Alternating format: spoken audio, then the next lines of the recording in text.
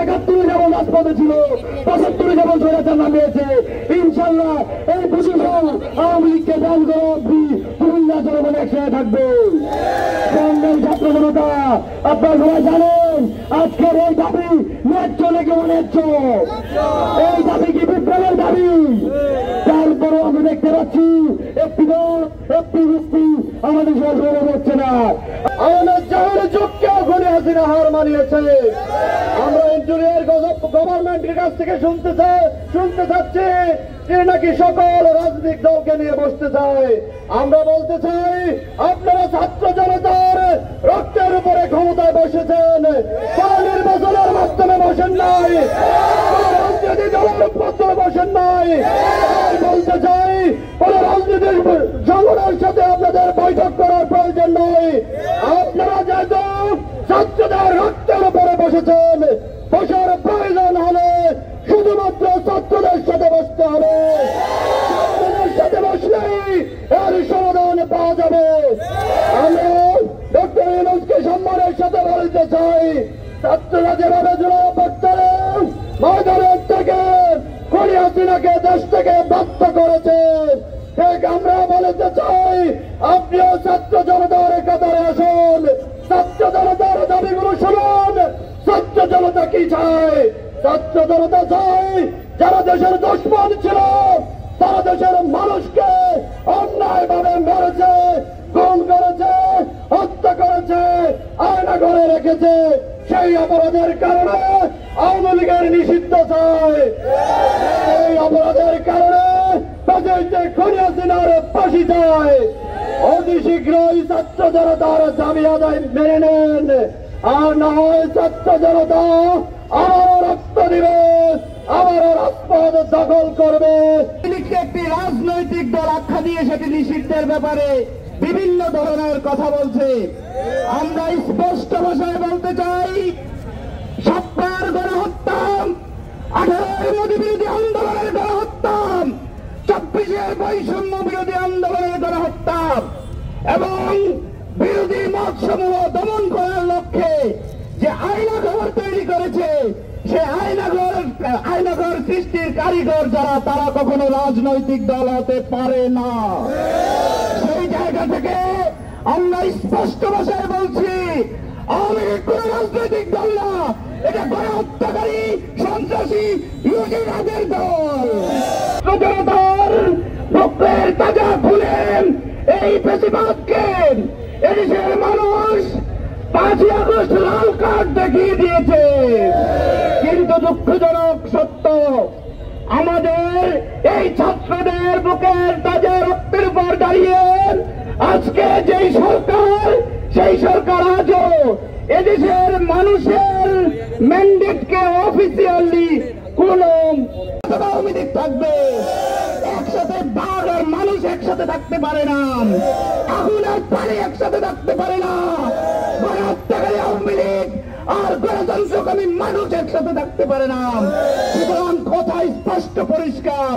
পত্র পাঠ করা হয়েছিল, সেখানে প্রথম কথা ছিল সাম্যের বাংলাদেশ চাই, ২ নম্বর কথা ছিল মানবিক মর্যাদার বাংলাদেশ চাই, ৩ নম্বর কথা ছিল ইনসাফের বাংলাদেশ চাই।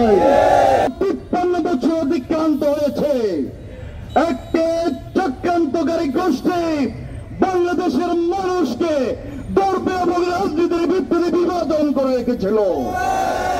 আজকে আমরা কোন বিভাজন মানি না। যারা বাংলাদেশের জন্মগ্রহণ করেছে আমরা সবাই ঐক্যবদ্ধ। সংগ্রামী বন্ধুগণ, আমরা একটি সাম্যের বাংলাদেশ চাই। ৭১ মুক্তিযোদ্ধারের যে স্বপ্ন ছিল, সে স্বপ্ন বাস্তবায়িত হয় নাই বলে ২৪ বার ছাত্র জনতা জীবন দিতে হয়েছে।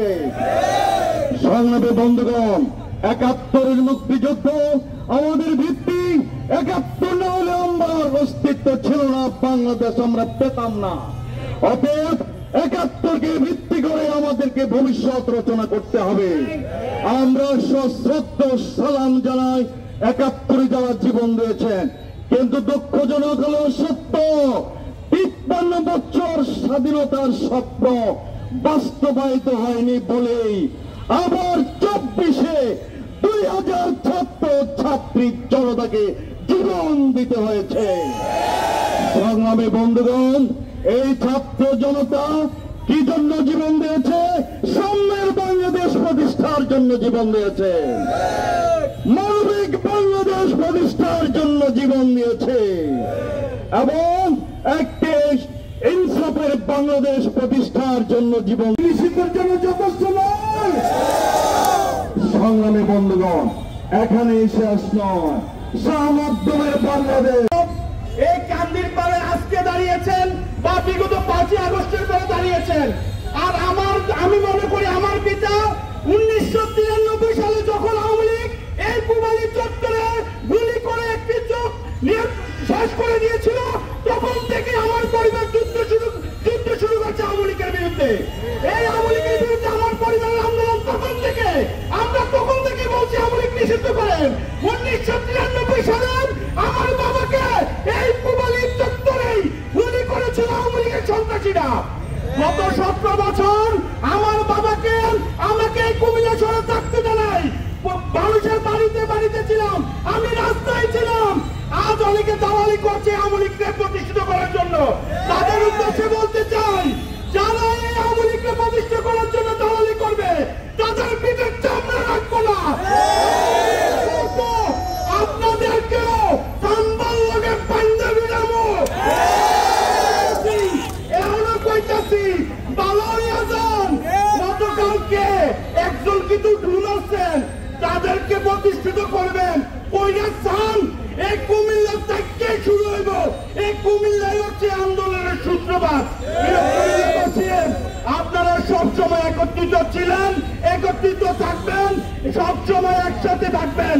সকল রাজনৈতিক দল এখানে আছে, আমি এবি পার্টির পক্ষ থেকে সকল রাজনৈতিক দলের সকলকে আমরা বলে দিতে চাই, আসিফ নজরুল সাহেব, আপনি যদি আবারও এরকম দুঃসাহস দেখান, আমার বাবাও যদি এই দুঃসাহস দেখায়, আমার বাবাকেও আমি ছাড়বো না। মতো অবস্থা করবো, আপনি দেশ থেকে বের হতে পারবেন না। আপনারা যদি শহীদের রক্তের সাথে তামাশা করতে থাকেন, 3 দফা 1 দফা পরিণত হতে বেশি সময় নিবে না। হাসিনা পালিয়ে যাওয়ার সুযোগ পেয়েছে, আপনারা একটাও পালিয়ে বাঁচতে পারবেন না। পিঠের চামড়া, গায়ের চামড়া থাকতে থাকতে শীঘ্রই 3 দফা মেনে নেন। বাংলাদেশের জনগণ 71 সালে পাকিস্তানিদের হাতে পরাজয় বরণ করেনি। আওয়ামী লীগ 71 পরবর্তী সময়ে যে গণহত্যা শুরু করেছিল, 24-এ তার পূর্ণতা লাভ করেছিল। এরপরে যারা আওয়ামী লীগের প্রতি দরদ দেখাবে তারা আওয়ামী লীগের দোষর। আমরা লক্ষ্য করেছি, সকল রাজনৈতিক দল যখন একটি প্ল্যাটফর্মে নেমে গেছে, কেউ কেউ আওয়ামী লীগের ছায়ার তলে, আওয়ামী লীগের লুঙ্গির তলে, আওয়ামী লীগের গামছার তলে আশ্রয় নেওয়ার চেষ্টা করতেছে। যারা এখনো আওয়ামী লীগের আশ্রয় আশ্রিত, যারা এখনো ইন্ডিয়া দালালি করে আগামীতে বাংলাদেশের সার্বভৌমত্বের বিরুদ্ধে ষড়যন্ত্রে লিপ্ত, তারা সাবধান হয়ে যান। বাংলাদেশের জনগণ এইবার যদি রাজপথের নামে প্রত্যেককে মাটির সাথে মিশিয়ে দিয়ে ঘরে ফিরবে ইনশাআল্লাহ। প্রিয় উপস্থিতি, শীঘ্রই 3 দফা দাবি যদি বাস্তবায়ন না হয়, সন্ত্রাসী সংগঠন আওয়ামী লীগকে যদি নিষিদ্ধ না করা হয়, যদি জুলাই প্রক্লেমেশন যদি ঘোষণা করা না হয়, আন্তর্জাতিক অপরাধ ট্রাইব্যুনালের মাধ্যমে দলীয়ভাবে আওয়ামী লীগের বিচার যদি করা না হয়, ছাত্র জনতা এইবার আর ঘরে ফিরে যাবে না।